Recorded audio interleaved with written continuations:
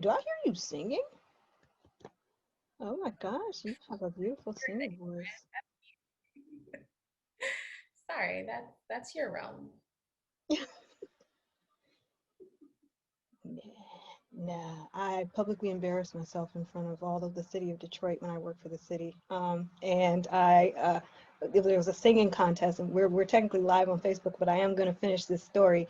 There was a singing contest for the city of Detroit's employees, and I got up there and I was just like, yeah, I'm going to sing this song. And I don't know what it was, but like nerves, and I just know I could hear myself, and I'm like, you are sounding terrible.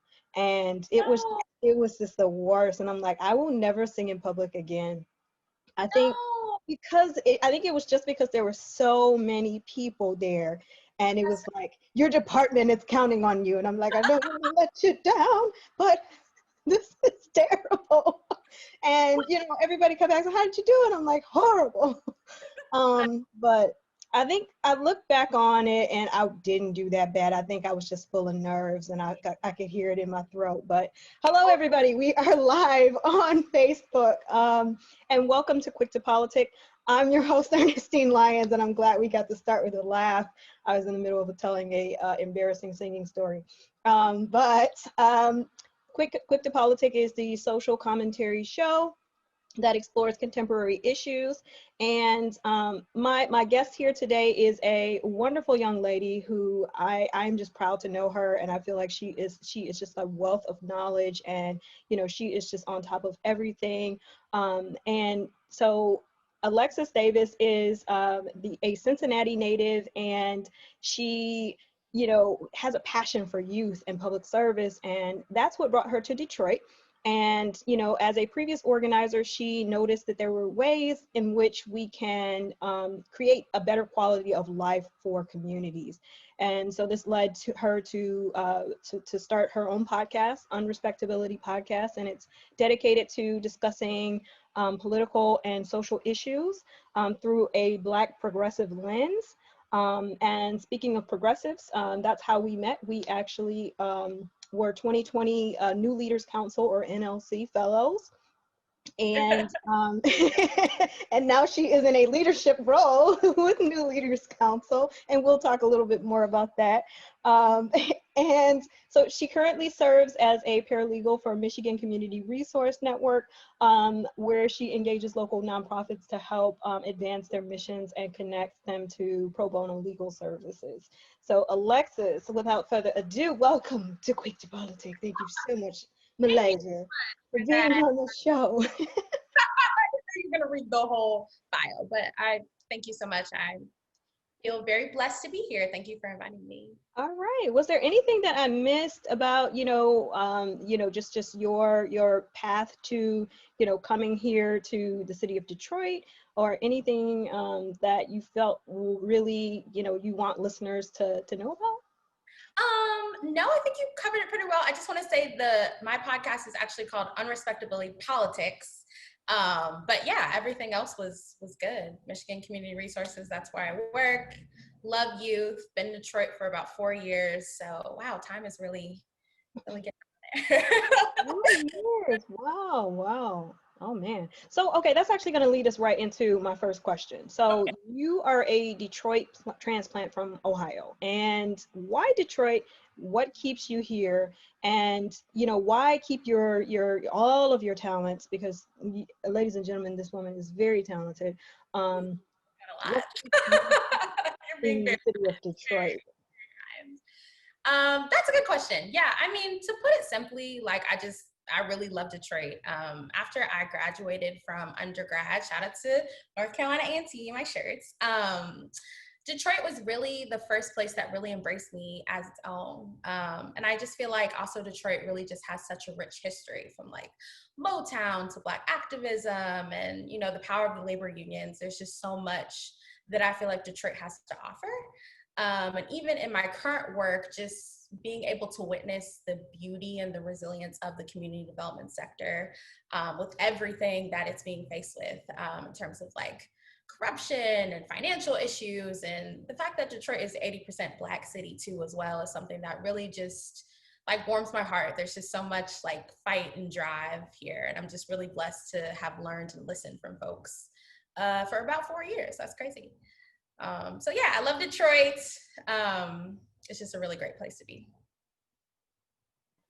Thank you for, you know, living my city. And, you know, so okay, there was one more thing that I feel like I was digging into some fun facts about you, and you know I actually didn't know that you were a Challenge Detroit fellow. My friend Cornetta and also my friend Brandy Keeler. Shout out to both of them. Yeah, Love it. I know they are true innovators. Great, Yes, great. yes. So Yeah. they were also Challenge Detroit fellows, and I feel like I'm leaving out some other names. I know like a lot of folks. Is that what originally brought you here? Was it like Challenge Detroit specifically, or? No, so actually I came here for youth work. So I was a part of this organization called City or Detroit. And it's a AmeriCorps program where they place people in schools across Detroit to help peer mentor, really tutor different age groups. And I was in Osborne. I love Osborne. I love the East Side. That's really where a lot of my passion really grew when I was in City or Detroit. But then I decided that I wanted to continue to really serve. And so Challenge Detroit was a place that really gave me the opportunity to continue to do that after my AmeriCorps year. And so that happened like in like 2017. So yeah, didn't come here for that, but they've definitely helped me in my progression and really just breaking and transitioning into the community development sector. So shout out to Challenge Detroit, yeah. All right, all right. So, okay. Um, Now I'm gonna get into a little bit more of the when I first was just like, hey, you know, we were having just a conversation. I think it was in NLC, and we were talking about respectability politics and leadership, like of color, and you know, people of color in leadership.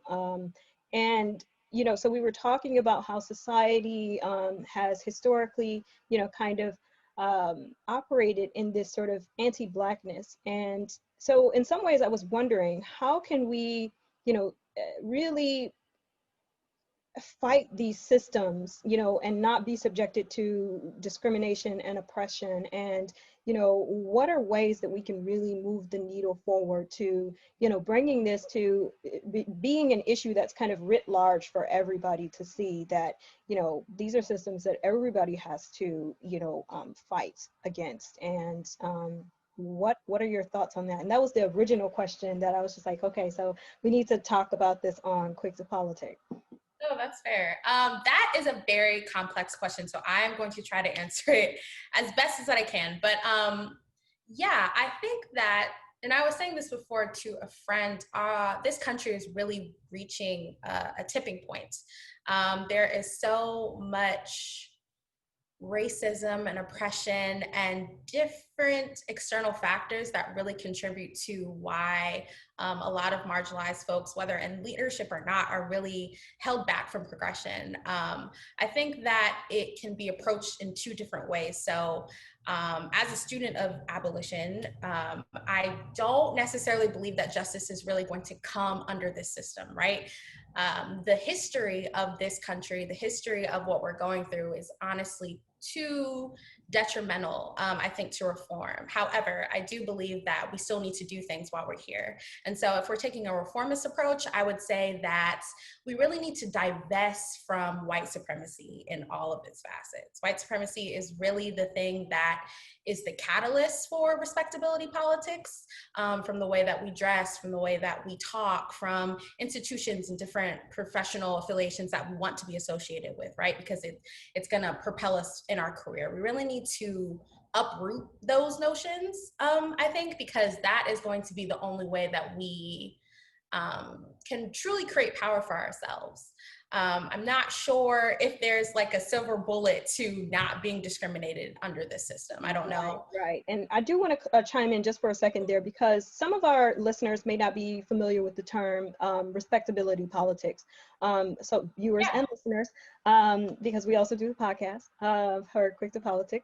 So explain to us what respectability politics are, and just kind of what are some of those traits, what would that look like, and define that for us, what that really means. Yeah. So respectability politics is basically this notion that marginalized folks, whether they be Black, Latina, oppressed folks, if they act in a certain way that is socially acceptable, they will be shielded from prejudice, racism, discrimination. That shows up in literally every facet of society. So again, from the way that you talk, from the way that you're dressed, you use proper grammar, did you go to this school? Even, the debate between historically Black colleges and predominantly white institutions, the way that we ascribe value to certain places that are predominantly white, all of that plays into respectability politics.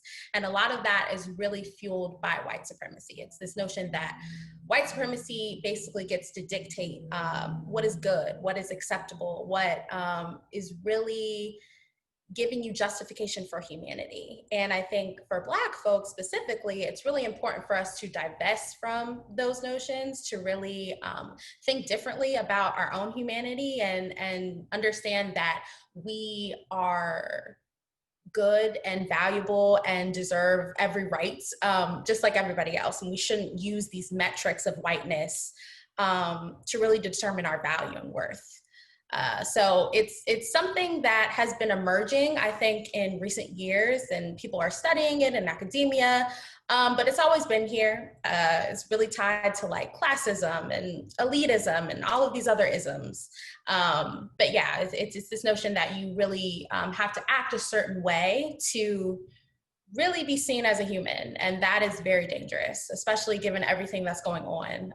There's quite nothing that can really shield you from discrimination, Right. and so we have to think about that differently. Yeah. That is true, and that's something that I know the entire country has been reading the book by Professor Ibram Kendi, How to Be an Anti-Racist, and he even talks about some of those things are internalized, and you yourself as a Black person, you may even start to put that out into the universe for your interactions with other people who look like you, and you become sort of, it's steeped in how you perceive yourself, it's steeped in how you react to other people, and it's something that can be problematic on all sides, because then everybody is subscribing to this notion that unless you act a certain way, then or like, what did you do wrong, the reason why the police did this, or maybe you were discriminated against. I had this actually happen in January. I walked into an Ann Taylor department store in Grosse Pointe, and it was pretty much everybody kind of looked down at me, and I was wearing my nice pea coat, and I was all like dressed nicely, and I'm like, oh, they're just busy. So I'm just making all these excuses, and it's just like, that's really, because at the back of my mind, I'm like, well, I don't want to immediately go there. I want to give the benefit of the doubt, but I felt like, okay, no, you should have never thought, okay, maybe it was because you weren't wearing this or wearing that you were mistreated in a department store, or, whatever the case was. And, I ended up standing around for a really long time, and then nobody helped me. And it was just something that became, this really ugly incident that, it is something that it turns out had been happening to a lot of people who, and it even went on to like Portia Robinson, who used to be the director of the Civil Rights Inclusion and Opportunity Department in the city of Detroit. And the same thing happened to her in a Grosse Pointe store. And it was just like, well, sometimes you'll think, oh, maybe I should have, been friendlier or nicer, and then I wouldn't have been subject to discrimination. And that is the wrong, way to think about some of these systems, that, it doesn't really matter what you're going to do if no one sees your humaneness, as you said. And, I think that really kind of So it leads back to the discussion on respectability politics. And so tell us a little bit more about your podcast and what kind of, the title was Unrespectability Politics. What did I say earlier? I feel like I said something. Unrespectability podcast, but it's okay. Unrespectability Oh my politics. gosh, I did. Okay. Unrespectability Politics, the podcast. And, so what do you guys talk about there, and when can we expect to see new episodes? Yeah, thank you so much for that question. It was a plug. Yes, I'm the founder of Unrespectability Politics. Me and my co-host, DeAndrea Newsom, shout out to DeAndrea, started this podcast back in January. And it really was to talk about the ways in which respectability politics is detrimental. We are of the camp that respectability politics and the bourgeoisie, this like elite class, is very much problematic to the progression of Black folks, the progression of social justice in this country. And we really wanted to create a space to talk about the ways that politics really touches on everyone's lives. I think that there's also a misconception that politics is just elections and campaigning and, all of these things that we see in the midterms and the national, but it really is everyday life. Literally being here is political a lot, especially for marginalized folks sometimes. And so we really wanted to create a space that really talked about those issues in a digestible way, in a fun way, but also, with some data, with some facts. DeAndrea and I have been working in these spaces in different capacities for a long time, or long enough, really. We're still in our 20s, but yeah, we really just wanted to open up that space to, let folks know about what's going on. So yeah, it's Unrespectable Politics. We speak from a Black, progressive, left perspective. And it's literally quite the opposite of everything that respectability is. So I encourage everybody to listen to it if you're interested. We are on Spotify, iTunes, Apple Podcasts, and we have a website as well. We kind of took a break because I am in a graduate program and trying to do a million things. Graduate school life. You have to keep your sanity, and crying was my coping mechanism for getting through graduate school. I think I would cry just about every day. But so I'm actually going to link all of that information here, and then when we have our playback, when the podcast episode goes live, we'll be sure to link all of that information. And I wanted to put a pin in something. Oh, that's what it was. We actually have a lot of folks on watching. So if you do have questions, feel free to, ask them. We've got Nguvu saying, "Speak the truth, Alexis." And then, we've got some great comments here. Thank you all for joining out there. Okay, one last thing though about Unrespectability Politics. So like I said, we're on a short break, but we will be back in time for election season, October 27th. We'll also have a live to answer questions about the debate, about the election, and just different things, especially voter suppression, because that is going to be something that is really problematic in this upcoming election, and we need to combat it. So that's that. Ooh, that leads us right into one of my other questions for you. Okay, you are the Institute Chair, because I gave you a title higher than that when I first sent over some of your questions. And so what is the future of NLC? She's the Institute Chair of New Leaders Council, and it is a fellowship organization, a progressive organization that's all about cultivating leadership in the next generation of progressives and liberals out there, hoping to make a difference, whether it's in entrepreneurship, economic development, politics. There are so many people in our cohort and historically been in New Leaders Council that, their occupations and their areas of interest, they really do run the gamut. So we are, I believe the applications have closed for the 2021 class. So, but if you're interested in if you're interested in leadership, please do apply for the 2022 class for New Leaders Council when that comes up. And, so I say all of that because in your role, what is the future of progressive leadership, and how can we really take leadership in Detroit to new levels? And, what can we do as young folks? And I know me being a young elected official, what can we do to really change the game and to be more active in how we advocate for, making kind of sweeping changes and even small changes that, can lead to incremental, bigger gains? Great question. Yeah, so thank you also for that shout out. New Leaders Council is a great organization. So happy to be a part of it. And of course, I met people just like Ernestine. So yes, I would definitely encourage you to apply for the 2022 class. That being said, I'm very excited about our 2021 class.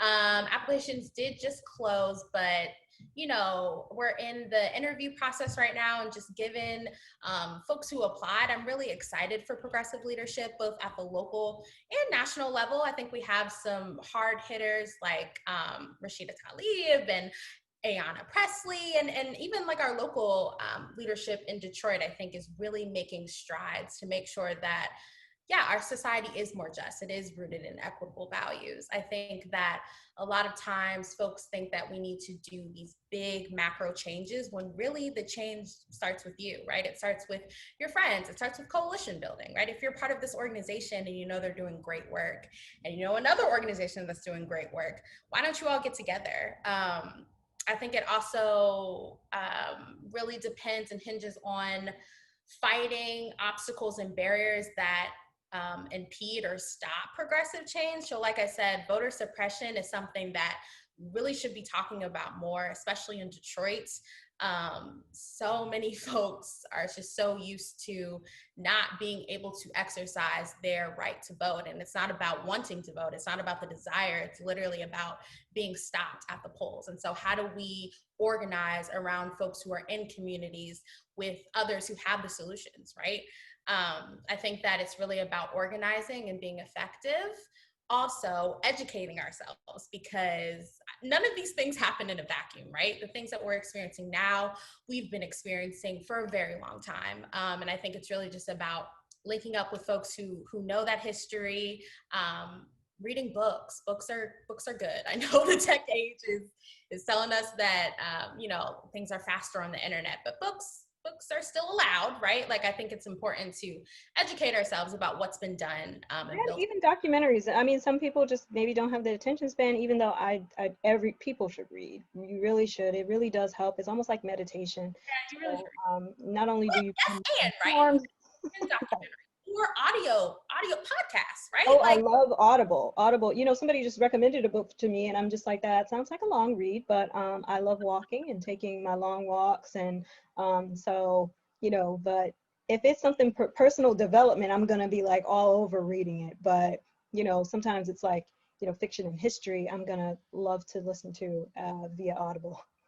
That's fair, and they have such a variety of things. I think that educating yourself about different topics is probably our best tool in our toolbox right now. And there are many tools, right? Voting is a tool, organizing is a tool, advocacy is a tool. I think that the goal and the key is really using all of those things comprehensively.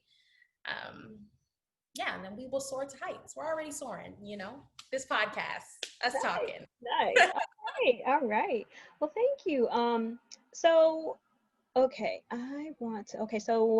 I'm delving right into, I just want to kind of talk about you were a Challenge Detroit Fellow, and you work with a lot of nonprofits and organizations to enhance community engagement and have, community discussions. How much of your work today continues that legacy, and the legacy of creating spaces for people to be able to share their voices and to have a voice in shaping the outcomes of their futures in their own communities? Yeah, I think so. I have done a lot of that in my current work, and I think that what I enjoy about both MCR and Challenge Detroit is the fact that they are organizations that really help build capacity. Challenge Detroit specifically, while we did engage in some community discussions, I think their biggest claim to fame is really just being able to support organizations that are doing good work. Like I said, as a person who works in community development, especially in Detroit, like folks know what's going on. They know the obstacles, they know the issues, they know the solutions. And a lot of times it's really just having extra hands on deck to get things done. And so what I really enjoyed about Challenge is the fact that it brought people together, early career professionals that may not have had exposure to these community-based organizations, and really gave them the extra push, the extra capacity to get things done. And so in that vein, I think that Challenge was really great in just helping other organizations continue their legacy. And that's one thing that I love about Detroit is the fact that there are so many people committed to the improvement of their neighborhoods, of their communities. And again, it really just takes the organization and the help of others to really propel them forward. So I appreciate that so much. And those are definitely values that I align with.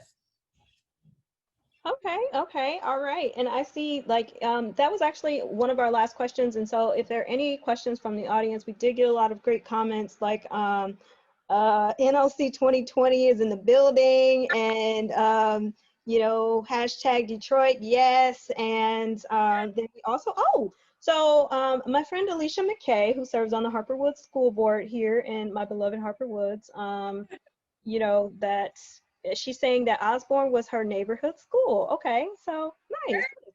All right.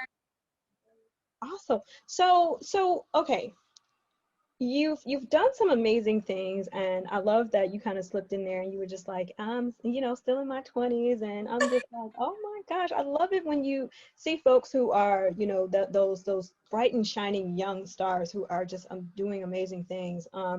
What are some of your highest aspirations, and you know, what will be your legacy that you know, things that in the next 1 to 5 years are going to be your, I really want to be able to have impacted this, or this change that is now happening was because, you know, I didn't give up on X. That is a great question. And this is also unscripted, just to It is let you unscripted because, you know, we have gone through all of our questions, and this is the closing. I always ask for some closing nuggets of wisdom. So really, you know, what kind of sunshine do you want to, you know, leave to the world? Really? That's know. really what I'm looking for. Because somebody asked me that same question for work, and they were just like, "What's your 1 to 5 year plan?" And I'm like, "Oh my God, you know, that's you know." I know I have a lot of ambitious plans, but it's really hard when you're put on the spot to like tell somebody, well, I'd like to accomplish X, Y, and Z and then be able to do it. And like it's really hard to actually pen it down, but I know. No, that's We fair. gotta push each other. I think that honestly, I just want to do good work. I mean, I said I'm in my 20s. I'm 27, so I'm in my later 20s. But I just look at the people around me that really inspire me. I look at the work that's being done both here and in Detroit and elsewhere. Here in Detroit are the same, I know, but I don't know.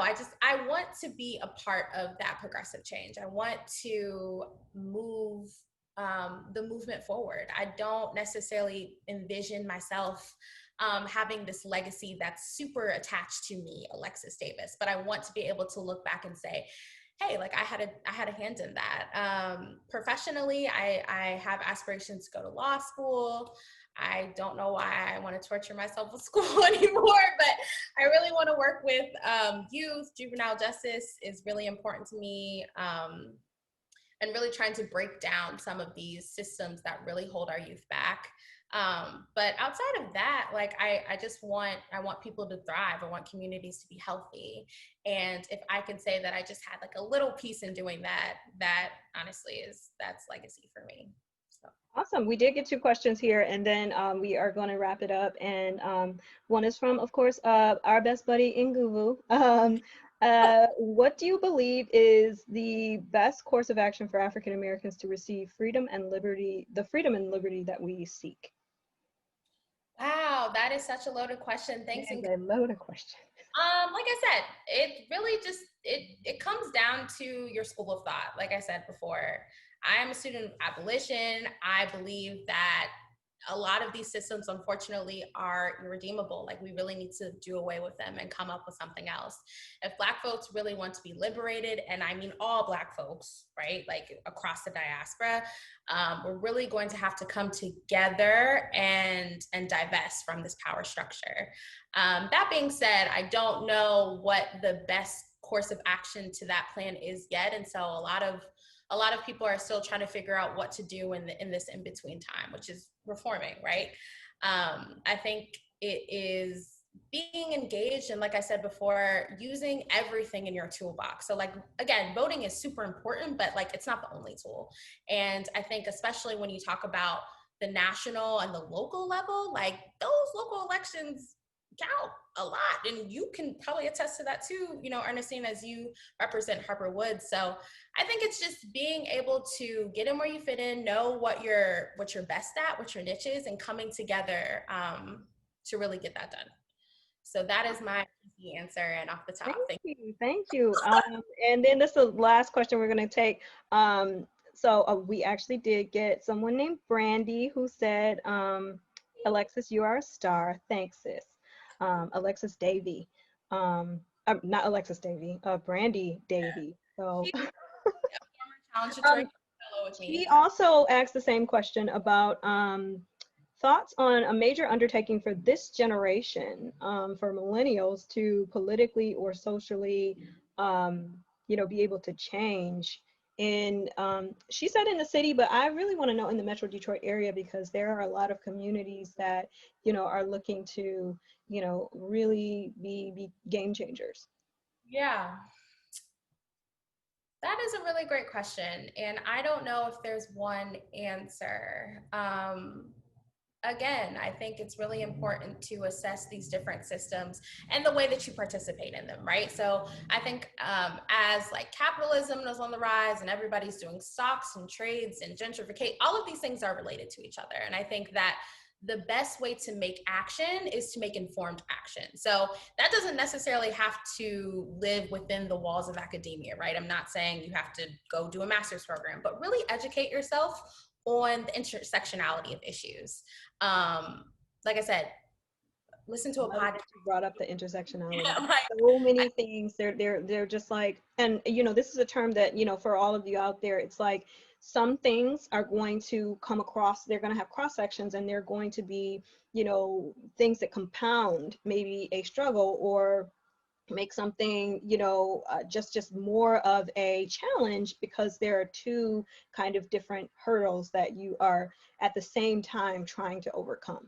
Exactly. So yeah, do your research, see how these things intersect, and then act. Not everything needs like the grandeur plan. I mean, definitely have like an outline or something, but I don't know. I think at this point, like I said, we're reaching a tipping point. We're at the precipice. Like, folks need to figure out where you fit in. And I think millennials are in a perfect position to do that, because we are the ones that are going to inherit this country, right? Like, we need to be at the forefront of pushing that change.